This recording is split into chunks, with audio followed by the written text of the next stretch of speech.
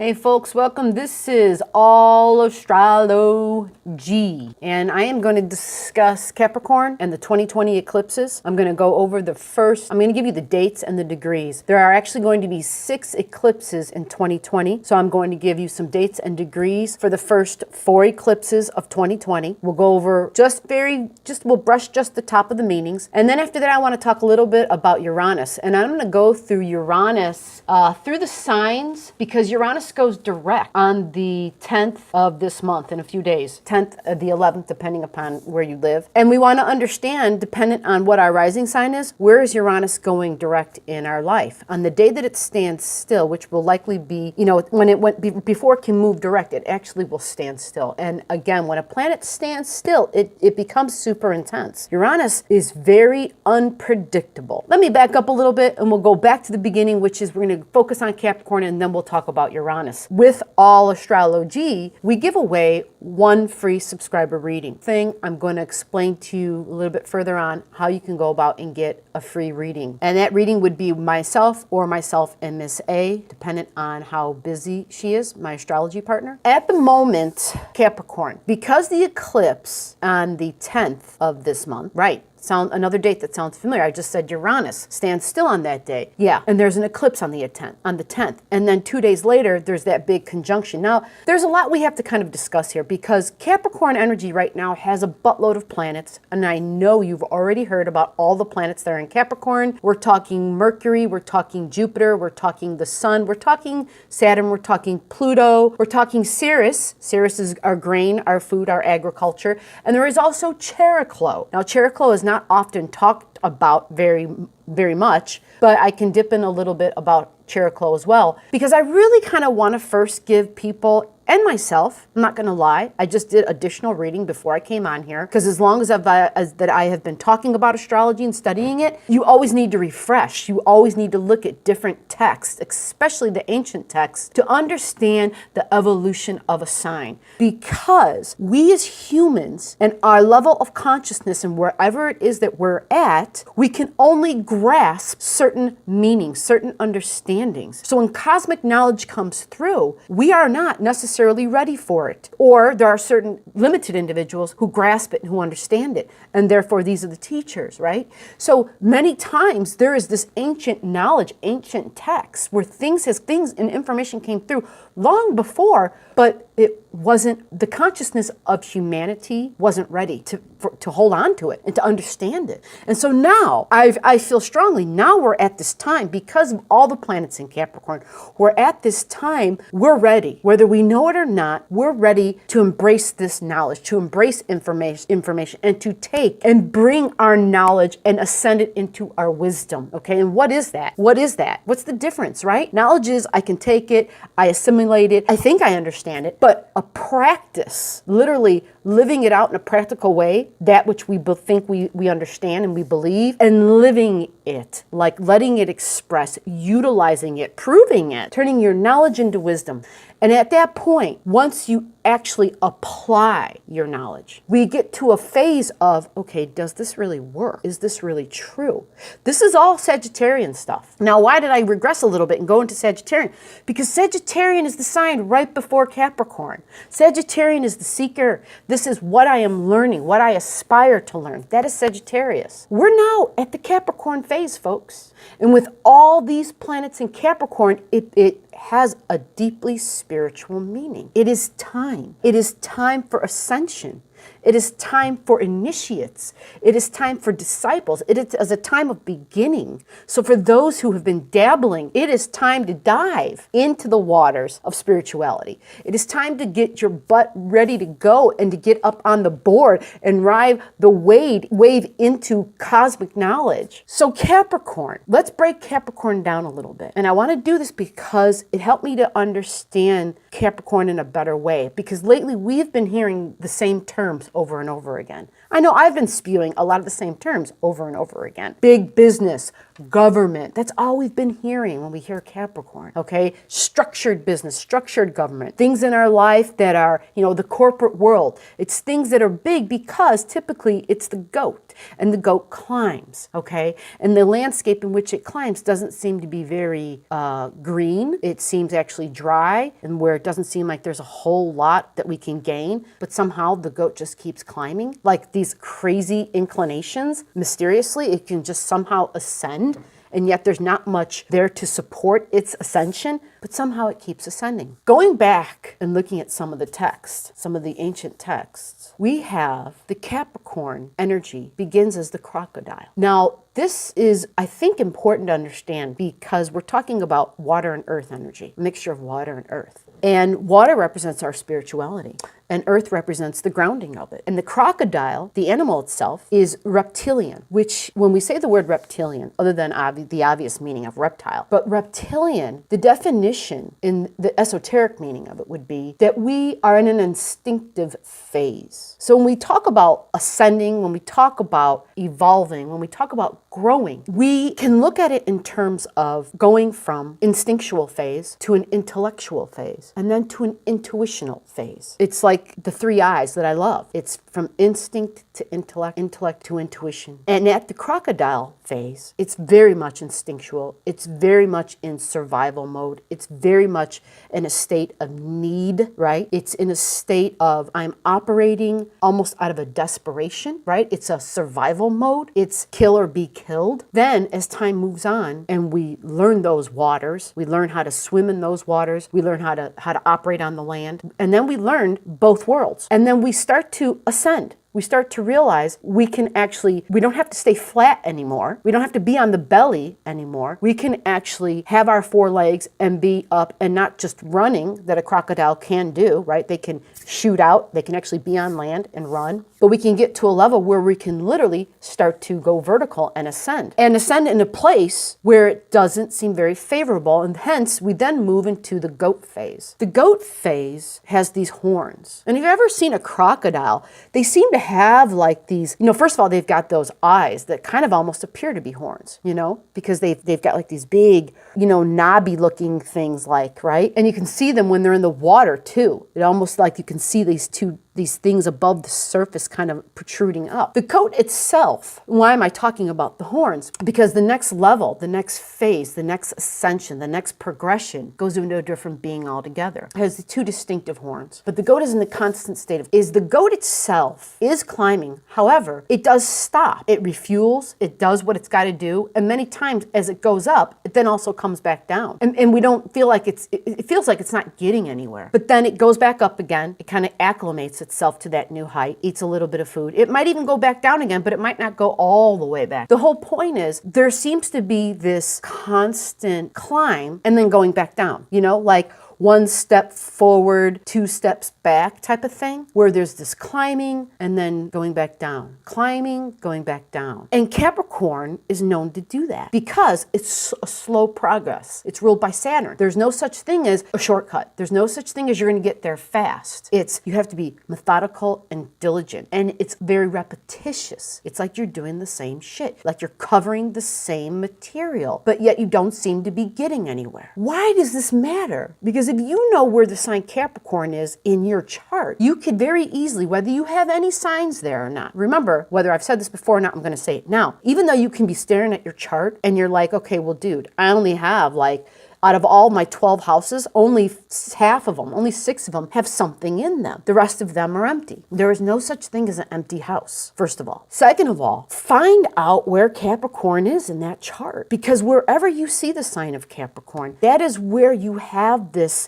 thing in your life where it's like, okay, there's this constant background story going on of progression and then kind of going back down again. Ascending, but then going back down again. Climbing, but then, okay, I don't feel like I'm getting anywhere. And in my mind, I always feel like I'm on a train and I'm riding and the train keeps going. And you know how trains stop? People come on, people get off. Sometimes we get off and we stay in that town for a while. And sometimes it's years. But then a moment comes and it's our turn to get back on that train. And that's the exciting time. That's when the new beginning happens, because we get to get out of that town and we get to get on that train and the train starts to move. And for a long time, we're on that train and we're not getting off. but we're picking up people. People are coming on. And so we're engaging with new people, with new experiences, even though we didn't have to get off. Because it's the times when you've gotten off, when you are somewhere in your life and it feels stagnant, it feels like, God, I've been here for a long time. Now, this can be in a very abstract way. This can seem hypothetical, but all of us in our life, we have an area of our life where we feel like, oh my God, I've been here for a long time. This hasn't changed. There's been no growth here. Or we feel like we've gone backwards. You know what I'm talking about. So at this time, understanding where Capricorn is in your chart, understanding that area of your life, figure it out. Find out, is it your first house of self, of who I am, self-discovery? Is it the second house of what I value? Who do I value? Do I value myself? Is it your third house of how you think? What goes on in your head? How aware are you of the constant record that's playing? How aware are you of the talk that goes on? How aware are you of how you communicate? Is it your fourth house, your inner dimension, your sacred space, this entire world that exists that no one but you knows about? It's very private. It's inside. It's your internal world. It's your internal emotional world where you seek emotional security. Or is it your fifth house, the house of how you express yourself, the house where we feel our freest, where we have the most fun because we can laugh in this house. We have a good time in the fifth house. Usually children are there. Usually it's got creative energy. It's where we create. It's our house of expression. It's a house of where we can be very romantically involved in sexuality. It is expression. It is your sixth house. The sixth house is it's our work. It's our day-to-day routines. So it can be our domestic life, our domestic animals, but our work. It's something we do on a daily basis, which could mean our immediate environment, which could include our home, but can also include our work, literally the job, our coworkers. But it's basically those individuals and those locations that we come into contact with and how we serve. It's also our health of our physical body. Or is it our seventh house? Seventh house is our significant one-on-one relationships, our committed one-on-one relationships, our partnerships, people we're very close to and we commit to in some way. It could be business partnerships. Is it our eighth house, the big mystery house, the house of our buried emotional world? So deep that it's very much akin to our soul's world. It's the other side, it's spirit. It's not my resources, but resources that are shared. Somebody else that's a significant person in my life that shares something with me. It's the eighth house. Deep emotional healings can happen in this house because our deep emotions are hidden here. It's stuff about our psychology we're not even aware of. It's the house of spirit. It's the house of the esoteric, the house of the hidden. Or is it the ninth house? The house of your belief systems, your opinions, where you learn more in life. Your philosophy on life, your travels, your long distance journeys, whether in the physical realm or the other realm, foreigners, foreign languages, teachers, but important teachers, gurus, people that are really up there. Or is it the 10th house? The 10th house of my highest hopes, goals, and aspirations, ways that I want to be recognized, things in my life that I want to be at the top, where if somebody looks at me, they're like, oh my gosh, this is that person. I know them because of this. This is how I relate to them. This is who they are. The world recognizes me to be this. Or is it your 11th house? Your social circles, your groups of friends. It's also the house of the humanitarian, the house where we look out. It's the very altruistic feelings. Some say it's the house of angels, the house when you pray. It's that 11th house. It's the house of astrology, the house of very unique individuals in your life, where you meet other individuals who have the same likings, something that distincts you in some way, something where you are different from others, but yet this group in that 11th house, you all connect with that distinctive thing. Or is it the 12th house, the big mystery? What the hell is the 12th house? The 12th house is the house of those who sacrifice. It's Christ consciousness. It's the saviors of the world. The 12th house is also a mystery because it's the world that's from our past that we may not even be aware of. It's the house where they say your karma comes back. If you have planets, you can receive things from the past. They don't have to always be negative. They can be positive. It's just simply that energy coming back. So I want you to understand, where is Capricorn in your chart? Because with all the planets there, whether you have any planets there or not, does not matter. There are so many transiting planets there right now. This is the spiritual mastery of this energy. So we began with the crocodile. We then moved on and expressed our energy as the goat. the constant climbing. We went from being in our instinctual stage to our intellectual stage. So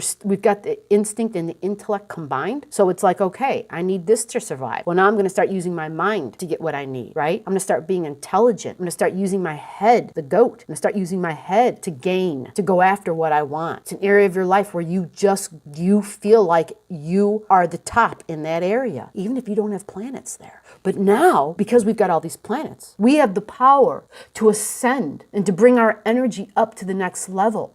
And after the goat, those two horns merge, the left and the right. And I'm sorry I used those terms, but this horn and that horn become one. And they get placed right here. And when you have a placement of a horn right here, right where that third eye is, you become the unicorn. We take our Capricorn energy and we raise it up into the spiritual realm. Each and every one of us has this possibility, has this potentiality to do this, to ascend, to rise up, to take the material and rise it up to the spiritual, to take our understanding of the spiritual and bring it down to the material. As above, so below. This is the time to emerge as the unicorn, where the left side of the brain and the right side of the brain coexist, where we become one, where we see the left and the right, where we understand both sides and we separate, let me rephrase that, where we take the division, where we erase the division line, where the left and the right are no longer called the left and the right, where it becomes this unity, this oneness, where we understand this is how we're going to do it. This is how we ascend. This is how we're going to make it, where we get rid of the lines of division. Because at this time, folks, especially today is the 7th of January, the last few days, we've had some major things happen in our world. And with these events, there have been greater lines of distinction drawn between sides, whatever that is, whatever side you're on. And if you weren't on a side, some of those who were sitting down, who were quiet, who didn't partake, are all of a sudden standing up. Everyone feels they have a truth now and it has to be heard, and they're not going to be quiet about it. We've got the Sun and Mercury conjunct on top of each other. And when that happens, you feel you have a very clear understanding about what the truth really is. And I'm saying here today that it is not about you grasping what I am spewing as the truth. Everyone has their own understanding and their own idea of truth. But to ascend as the unicorn, I am using that ancient hidden esoteric teachings that the unicorn is the unification, unicorn, all right? It is the horns and making them one, allowing the division to occur and to become greater. There are certain things that have to happen, let's put it like that. And so I understand division exists. I like to be realistic. I understand we live in this physical, tangible world, and the biggest struggle is being these spiritual beings in these physical bodies. So I get it. But at the same time, I feel strongly about accepting that your truth can be your truth, and it doesn't have to be my truth. But can we come to terms on greater truths? And greater truths meaning these should apply to all living beings. So, find out where's Capricorn in your chart and try to better understand what it is you're going to be experiencing. We have 6 eclipses coming for the year 2020. The first is January 10th at 20 degrees Cancer. The second eclipse is June 5th at 15/16 degrees of Sagittarius. The third eclipse is June 21st, and this is being called as an Aries point eclipse because it is happening at 0 degrees in Cancer. Cancer is the sign of initiation, is the sign of incoming, is the sign of birth into the world. Cancer also represents the world. Okay, I just lost my notes. The cattail just destroyed everything. The next eclipse is July 5th. So, folks, July 5th, and it's in Capricorn. Now, I'm only giving out the 4 eclipses. Zoe, these are my wires, baby girl. Thank you. January 10th, June 5th, June 21st, and July 5th. Now, those last 3 that I gave out, in a matter of 4 weeks, we have 3 eclipses. Eclipses initiate change, guaranteed change in your life. So you're going to want to know, where is Sagittarius at 15 degrees in your chart? You're going to want to know, where is 0 degrees Cancer in your chart? You're going to want to know, where is this 10 degrees, where is this 20 degrees Cancer eclipse in your chart? Pay attention to the angles, folks. Pay attention to your IC and your ascendant in regards to the eclipse. Don't forget to check. Is the eclipse going to either square or oppose something in your chart? And that something could definitely be an angle. It doesn't have to be a planet. And that's going to be important to understand the coming things, the coming times. Uranus.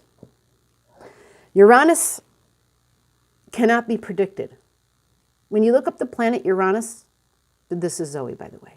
She is insisting lap time. I'm the only one home. She is insisting on having a lap, and her daytime lap person isn't here right now. She's going to have to get used to that because her daytime lap person isn't going to be here starting next week at all. Okay, you can have my shoulder. That's fine.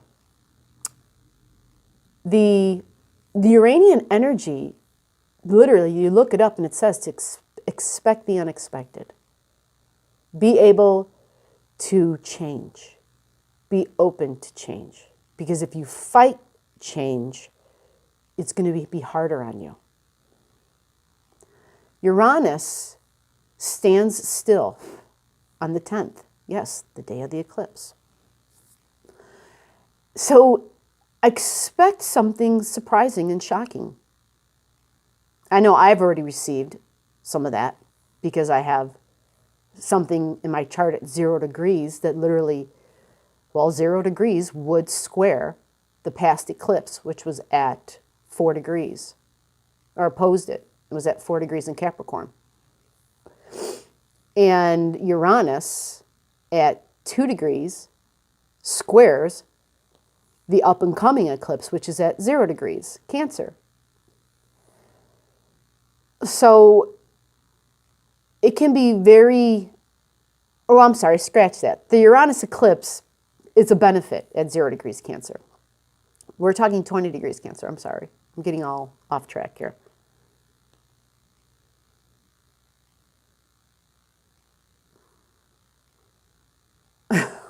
Zoe. She just wants a lap so badly. She wants to go to sleep. Yeah, I know. I know, baby girl. I know. Now, Uranus being the planet that says expect the unexpected, the whole point of Uranian energy is to shatter crystallized items. So whether it's your crystallized thinking, whether it's a crystallized lifestyle, anything that's become just stuck, goopy, where the lube has kind of dried up, and so things can't move, like the well-oiled machine where nobody's been changing the oil in that machine, and so parts, when the oil starts to dry up, they slow down and they get to a point where they almost stop, and that's not good. It's not good in life because then we're not living. So Uranus's job is to come in and to mix things up, to stir the pot, so to speak. And it could be in a very, strong way where it makes major waves and shit flies out of the pot. That's Uranus. So the rule of thumb is to just expect the unexpected. So find out. Look for 2 degrees Uranus in your chart. And then see if you have anything. I'll give out the other points that are important. See if you have anything at the fixed signs that equals 2 degrees. Because you will be hit the hardest. So if you have a 2 degrees Scorpio planet, or if you have your IC or your ascendant or your descendant or your midheaven at 2 degrees in Scorpio, this is going to be an opposition. Something major. You'll have already probably felt it because Uranus has been moving extremely, extremely slow. like almost standing still already. So you would have felt it already if you have something exact, like I did.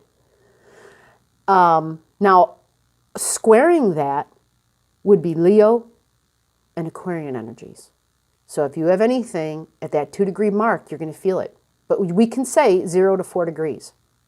Easily, 0 to 4 degrees. Miss A would say 0 to 5, and so fine, maybe 0 to 5. But you have to be really highly aware. The bigger of an orb you give something, you have to be a very in-tune individual. Okay? Normally, typically, we need for the deer to hit our car to shake us up and be like, oh shit. Not all of us just get a gentle deer lingering and, jottling across in front of us and nobody gets harmed. Many times we have to have stuff really just come crashing through the windshield and be like, oh shit, okay. So highly evolved individuals and super sensitive individuals, I should say, that highly evolved sound very snooty. Very sensitive individuals are going to be able to be aware of things that happen at a larger degree, a larger orb. Okay, so that's typically, you'll hear astrologers giving a shorter orb. Now at this time, 0 degrees and 4 degrees of Leo or Aquarian energy means fixed, which means it's a square. I said means fixed. It means it's squaring you. If Uranus is squaring, it's going to shake shit up. And it's going to be like that Big Ben alarm clock that just all of a sudden goes off. It's, so the alarm clock goes off and it tells you, hey, you need to get up because you have somewhere you have to be. Is that a bad thing? No. But if it's a square, it's not usually just a shake up, but normally it doesn't feel good. However, it doesn't mean it's bad. Squares, the older astrologers will tell you that squares represent opportunities for the greatest growth. When we have things that trine our chart, they don't give us opportunities for growth because it gives us ease. We don't have to do any work. Bottom line, there's no work involved.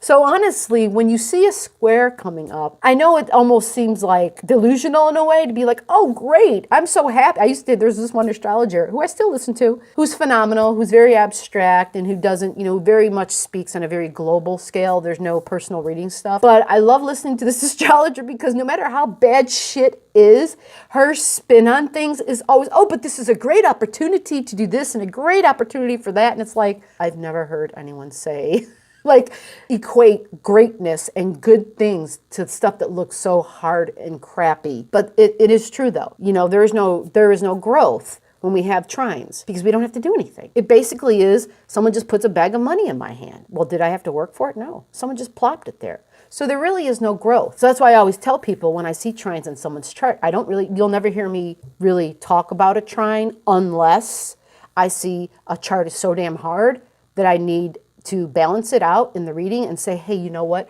This is really difficult. However, you have help on the way. You have help that's always there, or you have help coming. Because we need something to look forward to in life sometimes. Some of these things that I look at in people's charts, it's like I'm weighed down just reading it. And I just feel like I got to give them something to hold on to as they're walking forward. My job is to hand you a beam of light for you to hold on to on your journey, to carry it with you.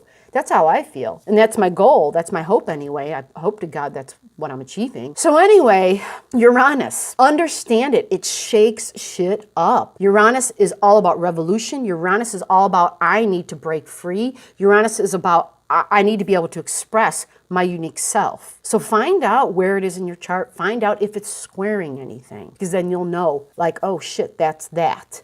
And the beauty is that it doesn't have to be, like I said, something horrible or something hugely great. But if it's something you can track, the whole point of tracking is it teaches you more about astrology than I'll be able to ever teach you. When you learn your own chart, when you see the events that have happened in your life and you can track them by dates and by the degrees of things, then you're gaining a better understanding of who you are, because that it gives you a whole nother layer of meaning of your base energy, which is your natal chart. It is your base energy that you came in with, and then how you relate to the transiting stuff, okay? And there is, regardless of what any other person out there there will tell you. They can spew all the knowledge in the world and wisdom and say they're going to teach you this and they're going to teach you that. The greatest gift anyone is going to be able to give you is the ability to learn who you are. But for you to learn who you are. Not for them to tell you who you are, but for them to teach you to figure out who you are. And there's really no cut and dried way. Not everybody likes astrology because it's so freaking complex. So there's no like, this is the way. There's a million different ways. The goal is, the bottom line, the same thing, to know thyself. That's it. That's the big secret.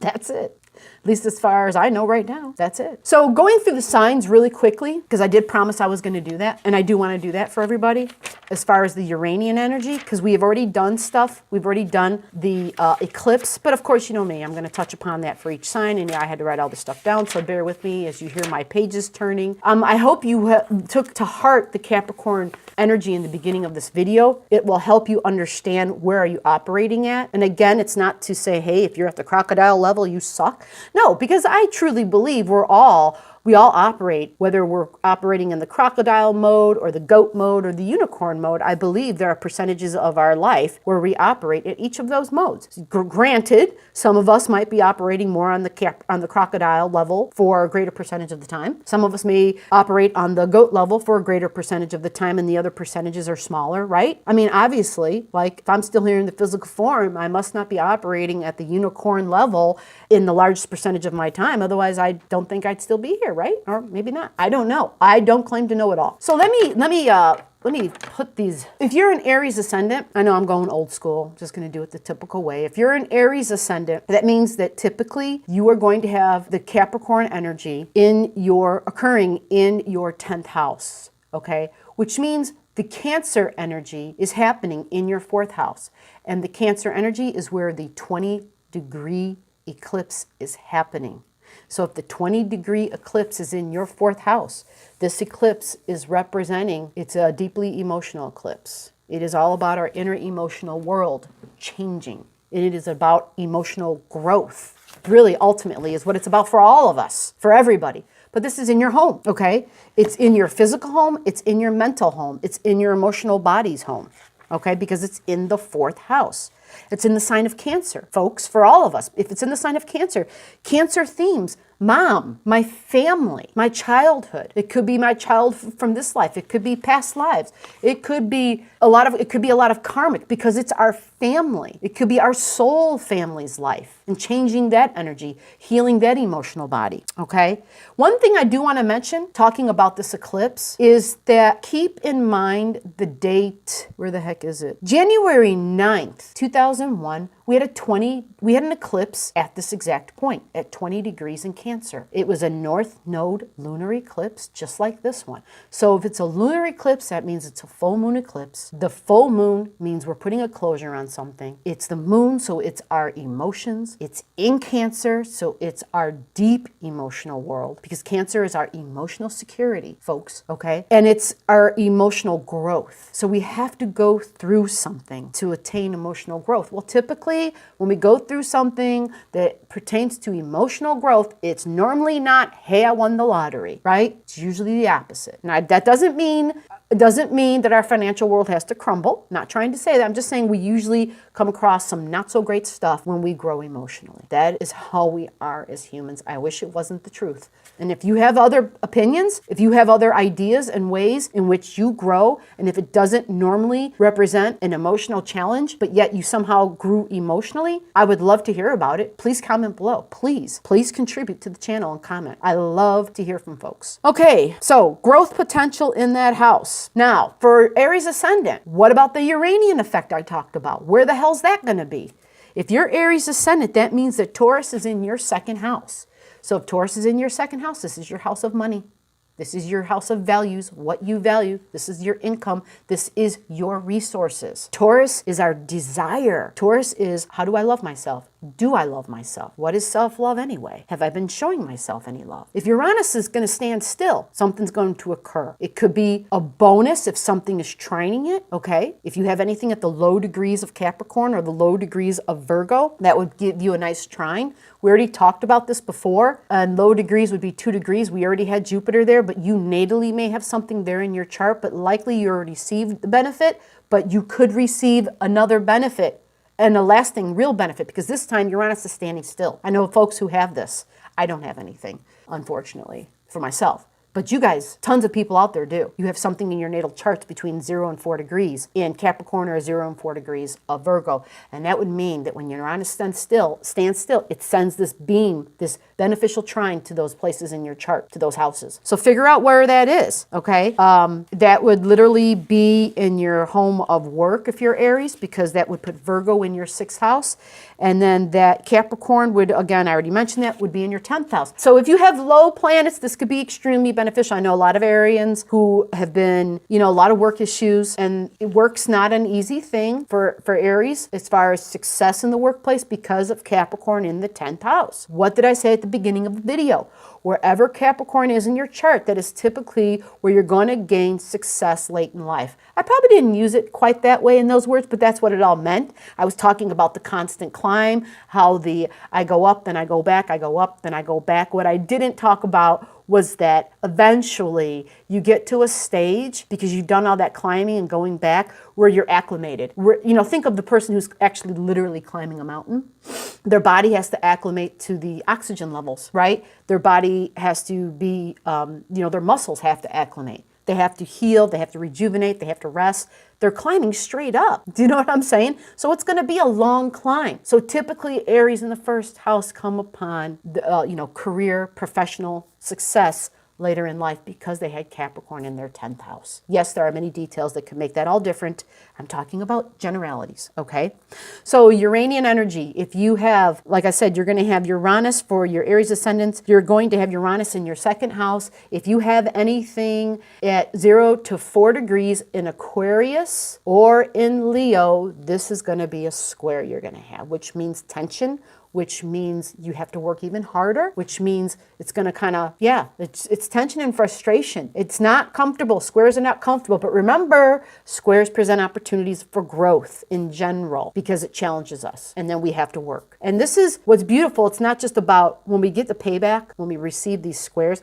This isn't just about our growth in the physical world. Okay, this is soul growth as well. So we're doing the work of both of our bodies. All right, our soul's body, just as important. That's soul work. Trust me, it's important. Okay, so Aries, I hope that has helped, because if you're getting a square from those signs, if you're getting a square from Uranus, that could, or from Aquarius, that could be friendships, your groups, your social circles. It could also be internet. It could also be astrology, giving you a pain in your ass. If it's from Leo, Leo is how we express ourselves. Leo's also our children in our lives. Leo is also our romantic partners if we're dating. Okay, if we're not dating, if we're married, it's also our, the romance that we share with our partner, that we're, the person we're committed to. So a square, it's also luck. No gambling right now. That's for damn sure. You're not going to be lucky. That is the house of luck. There is no luck with this Uranian square going on. Okay, so let's move on to the next sign. That would be Taurus. If you are a Taurus ascendant, Taurus rising, that puts Uranus right there in your 1st house at 2 degrees. Find out where 2 degrees is. Remember, folks, if you know where the degrees are, then you can figure out what house it's in. A lot of people just look at a whole house system. I'm saying that's perfectly fine. For this reading, I'm using a whole house system, but then I get people who comment in who will say, hey, I've got this at a degree. I'm not sure where it's at. Go by the degree. At least for me, I have found out that I use a chart that shows degrees because I like that system. It is not that any one system is wrong. It is that we are all different. Right? We all have different skill sets. We all understand and relate in different ways. We all learn in different ways. For me, I do like the tropical Placidus system. However, I take knowledge from a lot of Vedic astrology, a lot of different types of I dabble for the whole purpose of, I like the most amount of knowledge I can possibly get, and I try to bring it all together, and I try to take the best out of all of them. I'm like the Bruce Lee of astrology. That sounds crazy, but Bruce Lee, if you know anything about him, he created Jeet Kune Do by studying all different forms of martial arts. And when he studied all different forms of martial arts, he took each thing that he felt was very valuable and that worked for him, and then he created his own form of martial arts. So I am not, that was just to be funny. I'm not saying I have my own form of astrology. Maybe I do. I have no freaking clue. All I know is I find value in many many schools of thought when it comes to astrology, and I like incorporating them all. It can be a little distracting at times, especially when you have to try to, when you're talking about it, because then it's like, hey, you got to stay on focus. So anyhow, let's move along.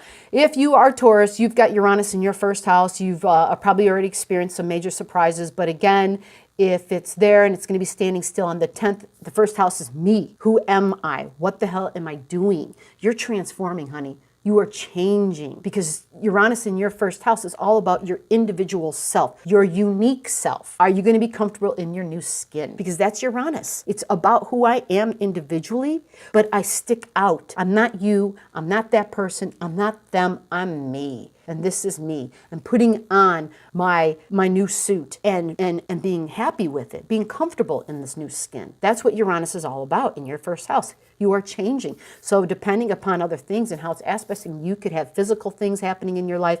There could be financial things, because it's Taurus is money. Taurus is our food too, right? Agriculture.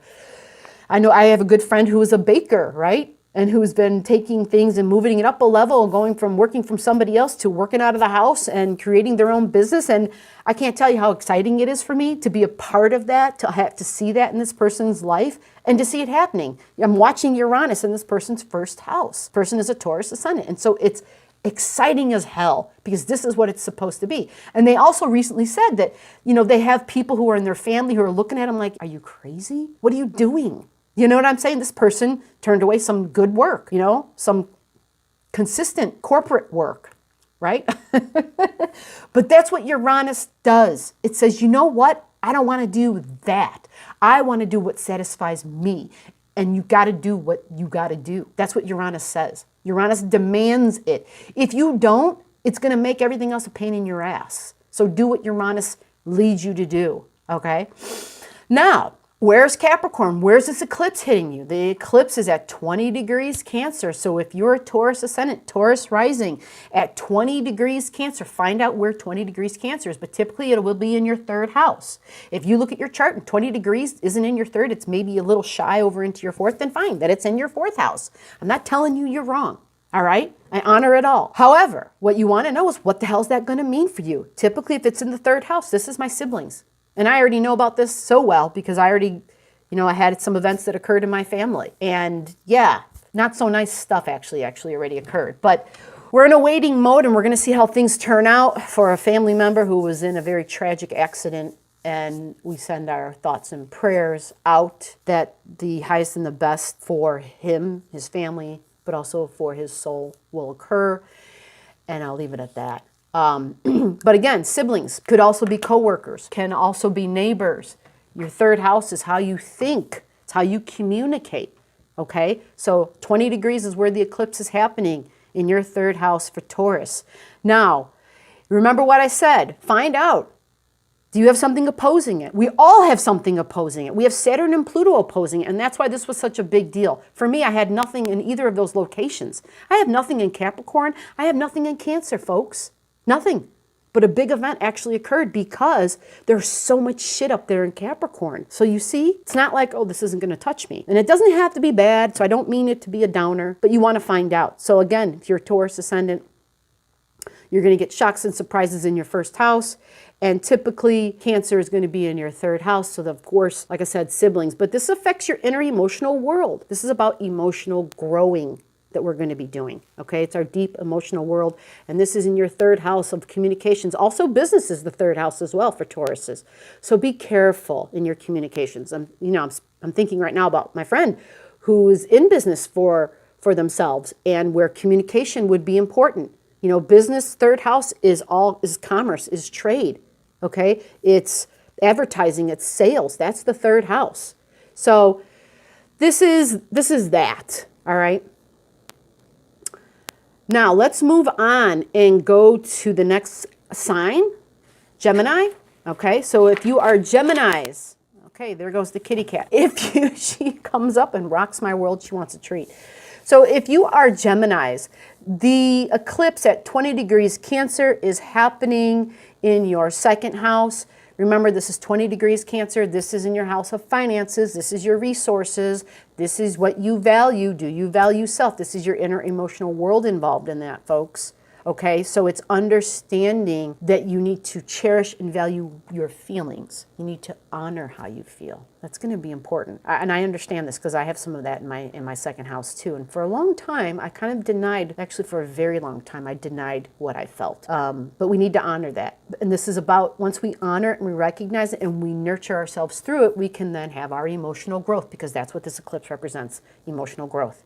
So Geminis, that is in your second house of income, all right? But it's the bigger picture is it's my second house of what I value, what I desire. This is important. Figure that out for yourself. Now, as far as the Uranus effect, Uranus is going to be happening in your 12th house. Some say when Uranus happens in the 12th house, it's not going to be super obvious, because that is our deep psychological world. It is our unconscious mind.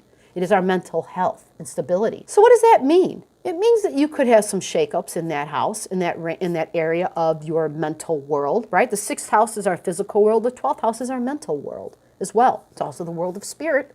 It's also the you know, like I said in the video earlier, it's about, you know, it's how I sacrifice for others. Okay, so having Uranus there, you would want to find out if anything squares it at 0 or 4 degrees, either in the sign of Leo or in Aquarius. It will be a square. And if you are a Gemini rising, if you have anything at those places, that square would be coming in from the areas of your life, of your belief systems, your 9th house, your belief systems, your opinions, your religion, okay, your philosophies, your higher learning. That would square it if you have anything from 0 to 4. Or also, that would also square off in your 3rd house, which is in Leo, which is your thinking and your communication, and siblings could square. That I'm rambling on and on and on. And oh, right, I was talking about what was squaring Uranus. I had to make sure that I didn't misspeak. I didn't misspeak or misspoke. So yeah, 3rd house and 9th house. That's how you think and what you believe. All right. So you might be getting tension from siblings. You might be getting tension from teachers. All right, let's move on to the next sign, Cancer. All right, Cancers, this is you.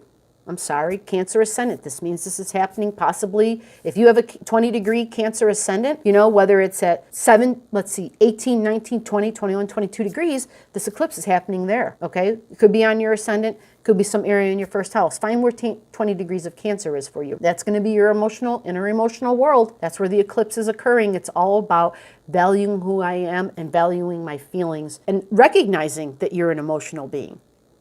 Recognizing that you can get inundated, that you can get too many emotions in from others in your lives. That's a very good possibility. Learn how to protect yourself from that, okay? That's important. Recognize that you are growing in your emotional world, that you want to evolve in your emotional world. And by doing that, we're learning how to take responsibility, you know, how to set borders and boundaries with our emotions, and not just, you know, with over relating with our emotional world. That happens a lot with Cancers because they have such strong feelings. There's definitely this, it's almost like you have to learn when to just cut that cord. And that's for you to figure out in your own life. Now, where does Uranus happen in your chart? Uranus is going to be in your 11th house. That's where your Taurus is, in your 11th house at 2 degrees, typically, okay?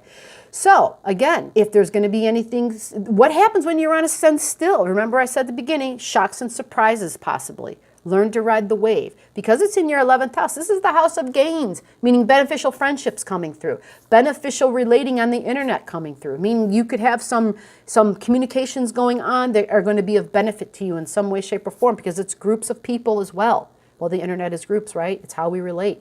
But also physical groups, right? We used to go bowling with people. We used to meet with a spiritual group, right? Like I used to go to a place. They were all my 11th house, totally. So the 11th house is our groups, is our social networks. That is your 11th house. Like I said, it also is considered the house of gains. All right, so you could have a nice surprise coming to you if you are a Cancer ascendant, Cancer rising.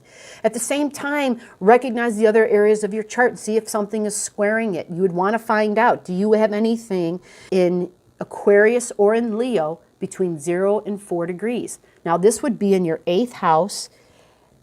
I'm sorry, baby. This would be in your 8th house I have to give this cat a treat. This would be in your 8th house. I just said that 3 times. And it would also be in your 2nd house.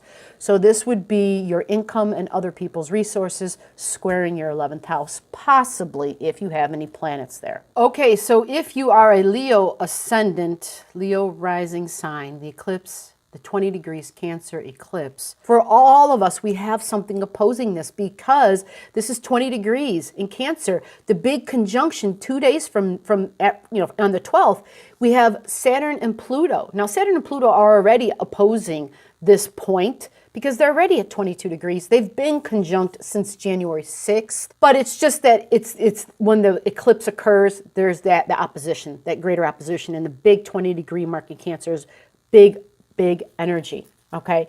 And so you want to find out what the hell's going on. And this is in the areas for Cancer. This was in your 6th house. This could be with your health. This could be with work. This could be with animals, domestic animals in your life. That would be opposing it. That's where you have Pluto and Saturn and Mercury and the Sun and Sirius and Cheroklo. Let me stop on Cheroklo for a minute here. I know Leos are some of our greater fan group base that we have actually. Leo's, Cheroklo. Let's talk about Cheroklo. Cheroklo is an asteroid, okay? And it's one of the Chiron. It's a female, feminine asteroid. She typically is known, there's not a whole lot written about her, but and I don't know a whole lot about her, I just learned about her myself actually. But she is typically known as the wife of Chiron. Chiron was considered the wounded healer. This person had these healing abilities where you have in your chart, it's that letter K, that's where your Chiron is, and that represents typically your deepest emotional wound. Well, Chiron literally was the centaur. And he had this wound that he carried around for a good part of his life. And Cheroklo was his wife. Now, she somehow, in some way, by being present and being his wife, she supported him through this wound that he had. So wherever you have Cheroklo natally in your chart is where you have the ability to be that person, to be very supportive, to just be present. Because what happens is, if you are able to be present for another, where you're giving somebody support, emotional support, where you are giving that, you can be someone's cheerleader, right? That's showing support. Whatever area of your life that's in, this is where you literally help heal somebody. You have your healing powers exist there because you have Cheroklo there. And she healed the wounded healer just by being present. Your very presence gives grace to that moment. It's a way in which we can individually stream in divine grace into another's life. That is so beautiful. It's just magnificent. Right now, the transiting Cheroklo is in Capricorn, folks. She is actually right around the big conjunction. She's at 24 degrees Capricorn. So it's fascinating that she's going to be witnessing what we are going to be going through. She's witnessing these Capricorn energies. We have this supportive witnessing, so to speak, supportive energy to help us get through these times, whatever these times are going to actually amount to be. We use astrology to understand by past histories and events lined up with the planets, wow, this is what happened then. What's it going to be now? Well, it's going to look individually specific in your life based upon your chart. We do have a chart for the United States that we're planning on doing. Actually, we've put the chart out for the United States a while ago. If we have it, it's been put out in our Zodiac starter pack. I'm just going to go ahead and give it out. We've been keeping it a secret for a long time. When we first created the Zodiac starter pack, we put the United States chart in there as one of the example charts without telling anybody what it was the chart of. We kept it as a mystery on purpose because we knew what was coming for the United States and the changes our country is going to be going through. And when this country, when the United States goes through change, we know that it creates a global effect. You know, that's just the way of the world. Our commerces, our economies are intertwined. We all really do rely on each other. We all really are connected. And hopefully we don't need extreme things to occur for us to finally get the gist of that. And so what we do to one, we do to all, blah, blah, blah, that whole thing. However, let's get back to the reading of the moment, which is for Leo, Ascendant Leo, Rising. So for Leos, but Uranus, that's what this is about. Where's Uranus going to be going direct in your chart? It's where Taurus is. So it's going direct at 2 degrees in Taurus. And if you're This is going to be in your 10th house of work. Okay, so this is Leo. We're going to start all over again with Leo from scratch. Okay, so for the Leos, the Cancer 2020 degree eclipse is going to happen in your 12th house. Now, the 12th house is, yeah, it's a bit of a mystery, but the 12th house basically comes down to your deep psychological feelings, emotions, your past. It's kind of well, it's hidden. It's stuff that you aren't even aware of. It's your deep subconscious stuff. So many times we talk about it in a karmic way, like that it's stuff from our past, coming from the past. So there may be incidences, especially emotions. It's a Cancer eclipse. It's about emotional growth. So there are going to be issues around home, family, mom, because it's the sign of Cancer. And anytime you see the sign of Cancer, the 4th house, remember the words home, family, mom. These all resonate deeply with that sign. Now, this could also pull in, like I mentioned before, things from past life, things that choices you've made in your past, lives you've lived, or for some people, it's easier to look at it in regards to terms of family history, family lineage. You could do it that way. It's basically the energy is here. Understand it however you want to understand it. Label it whatever way you're comfortable labeling it. But recognize that this has to do with this history that is so deep that it is unknown to you because it's in your 12th house.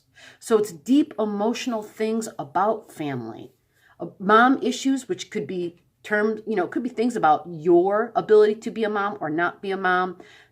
Just all the mom stuff, all the home stuff, the tribe, where I belong. So when we think back about all of that in our life, it's hard because it's the 12th house. We're thinking back and we're like, okay, I'm empty. There's nothing there. Especially if we're going to talk about to have words and meanings when it's associated to past life stuff. Well, how is that possible? Am I recommending you do some like past life counseling, that you go and see somebody to have them retrieve? I'm not a big believer in that. It's not to say I don't believe in past life. Astrology is kind of based on that. It's kind of based on the soul's experiences, and that would be a culmination of past experiences. And each incarnation, each time the soul takes in the body, it is a new life in the physical, on the material plane, which means, well, it must have lived another time, another place, in another body. Whether you believe it or not, I guess it doesn't really matter if you find value in the dates and the degrees and the meanings. And if you've seen things, if you've seen the product, if you've seen how it turns out, if it jives for you, then that's all that matters. But getting back to understanding the 12th house, it's Christ consciousness, it's sacrifice. A lot of times it has to do with hospitals and institutions and things that society doesn't usually like to talk about, things where we have things that are just hard to deal with. And so we don't normally, they're not, something that you have, discussions about. They're very heavy topics. They're things that, back in the day, we used to just take people and put them away somewhere, right? They were mentally ill or mentally unstable. And the 12th house has a lot to do with our mental health. It's the house of our deep psychology. So deep, it is perhaps hidden from us. So that then leads me to the next part of the 12th house, where a lot of astrologers talk about it in ways where it is the house of self-undoing. Self-undoing meaning there are things about us that we aren't aware of, and therefore those things that we're not aware of have the ability to control us to some degree because we're not aware of these actions that we have or these emotions or these thoughts that we carry and that we play like this broken record on. And energy is a boomerang. By being unaware, we could then be self-sabotaging ourselves, right? What you throw out comes back. You got to be careful. So for a Leo ascendant and the Cancer eclipse at 20 degrees, if you have something there, you'll know because it'll have already occurred. But basically, a lot of people say that when it's a 12th house thing, you may not even be aware of it because it is the house of the unaware. It's something that it's happening on a subconscious level. And if that's the case, well, then how am I supposed to be aware of it? It's just remember, family, home, your tribe, mom, this is all in your 12th, and you'll figure it out because of the fact that if there's an eclipse represents a spot, an energetic point. Think of it as a button though, okay? And that button, every time a planet comes around, it literally presses that button. Now, if you don't have anything at the 20 degrees, I wouldn't be overly concerned because likely nothing will occur. But if you have something at that point, and this could be an asteroid as well, what will happen is a planet will combine, it'll press it, and it'll bring this issue up again in some way, shape, or form, whether it's a communication, whether it's a conversation. But typically, because it's the 12th house, let's not forget, this is dreams. It is, 12th house is ruled, dreams is all, that's the Pisces house. It is dreams. It is also hidden addictions, and that is a big part of the words self-undoing. Hidden addictions. Be aware if you have addictive behaviors. I think we all, in some way in our life, have certain behaviors that we are dependent on, that we do repetitiously, and we are probably unaware of. This would be about our deep emotional stability. And remember, it's emotional growth is what this eclipse was going to represent. So therefore, something in our deep psyche will be brought up. Is going to be for the good in general. Usually doesn't feel like good immediately, but when you get down the road, it starts to surface as, oh, now I get it. Now I understand. Because I had to go there, I was able to be here. Because I had to do that, I am now able to do this. It's one of those things where you got to take 2 steps to the left, a step to the right, maybe even a step backwards before you can get 5 steps forward. It's one of those things. Now let's talk about Uranus for you, Leo. Uranus is going to be on the 10th, same day as the eclipse. Uranus is going to stand still. So Uranus again, shocks and surprises, revolutionary energy. It's all about progression. It's astrology. It is all about humanity. It's all about how we can serve. Okay, the greatest good for all, that is an 11th house thing. That is a Uranian thing. That is Aquarian. For you, this is going to happen in your 10th house. I've heard from a lot of Leos who said a lot of great things have already happened. They've already had, job changes that meant more money. They've had work that maybe they haven't had work in a while. I've seen and heard a lot of really positive things for Leos. Now, Uranus standing still, 2 degrees, 2.5 degrees, all right, 2.37 or something like 2.39. If you have anything, the fixed degrees, between 0 and 4 degrees. So if Taurus is being squared, it's your ascendant and your descendant. So your 7th house and your 1st house. So myself and my significant one-on-one relationships. Now, Taurus, 10th house, Uranus, right? When Uranus stands still, if you have your ascendant or your descendant at 0 or 4 degrees, that Uranian energy is going to make an impact on you. And it might not feel so hot. So for some people, they had some bonus energy going on because that meant they had great things happening between 0 to 4 degrees. That means they had supportive energy in earth signs, which would have been Virgo, which would have been Capricorn. And those are the folks that got the job. Those are the folks that got the raise. At the same time, something else may be occurring because I recognize the month, January 2020. There's 2 eclipses this month, right? So we're going through some okay, 1 minute I'm up here, the next minute I'm down here. 1 minute I'm over here, then I'm over here. We're going to be getting conflicting information, and things could be changing fast because Uranus is involved, and Uranus likes to shake shit up. So I'm going to try to re-clarify this, and maybe I'll just delete the whole front end of the video. So for Leo ascendant, Leo risings, 20-degree Cancer happens in the 12th house of the hidden, my deep psyche, my deep psychological, emotional world. My deep psychological thoughts, stuff we're not even aware of, all right? That would be 20 degrees Cancer. If you have something there, you're going to know it. You're going to feel it. Something will occur in your life. Something that comes from out of the blue will happen and will pull up some stuff that will challenge your mental stability because the 12th house is our mental house. 6th house is our physical health. 12th house is our mental health, which is why they used to say back in the day, the 12th house was the house of institutions, right? Mental institutions. People who we didn't know how to deal with in society, we would put them away, and they would put those people and that building itself in the category of the 12th house.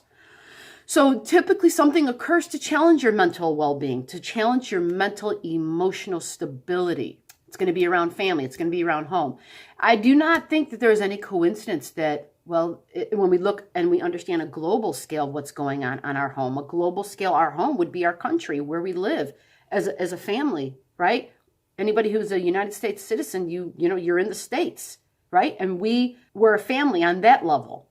And well, in our world, today is January 8th now, and some major stuff has been going down. And it's disturbing, right? It's very disturbing because even though we are in the United States, and this is where I am right now, and this is my family, right? Because we're all here, the reality is our larger family is Earth, folks. So we all have to live here. We all have to figure this out. And it should be the 11th house and the 12th house stuff. We have to figure out how to coexist together, right? What's going to be best for Earth, because she feeds us. She nurtures us. She supports us. And we all feed off of her. She is the mother of all of us that live here. I'm hoping, and I'm going to start really focusing my thoughts on somehow, some way that we can coexist without fighting. Now, let's get back to Leo. For Leos, Uranus going direct, Uranus standing still in your 10th house. You got surprises. A lot of Leos had some good events happening in the end of 2019, the last 6 months, because Uranus was there and Uranus stopped and then reversed. Well, now Uranus is stopping and going forward. When the energy stands still, it intensifies. So if there is anything in your chart that is in the fixed signs of either Scorpio or Taurus between 0 and 4 degrees, you're gonna feel this, and it might not be so hot. It actually will be a stress. It'll cause tension. Now, this would be coming from your yourself, actually, your own worlds, because it would be your ascendant and your descendant. So your significant one-on-one relationships and self. If you have anything at 0 and 4 degrees on the ascendant or the descendant, or any planets, then they would actually be sending a square or receiving a square from Uranus when it stands still on the 10th. Let me see what else is for Leos in the outlook for January. What I do want to mention, though, really quickly, other than the Uranian effect, is that folks in general, there's so much Capricorn energy going on that the eclipses for 2020, I don't know if you've heard it yet, but there's 6 of them in 2020. So when 2020 comes around, well, I mean, we're already here, but 6 of them in 2020. By June, we have one on June 5th. Then we have another eclipse on June 21st. And we have another eclipse after the June 21st eclipse. We have one immediately July 5th, right? The day after our Independence Day in this country, there's an eclipse. 3 eclipses within like a 4/5 week time period. That's a lot of change, a whole lot of change. 2020, down the road, when we look back and we retrospect and we think to ourselves, man, when did this all begin? We're going to know, we're not even going to have to think hard. We're going to realize immediately 2020 was the year of endings and beginnings. There's so much change that we're going to be facing this year. The only way for us to get through this is to really know where our place of peace is, to understand that what we send out comes back, and to think and to remember, divided, we fall. United, we stand. And with that, Leo, I hope this helps. I'm out. Bye.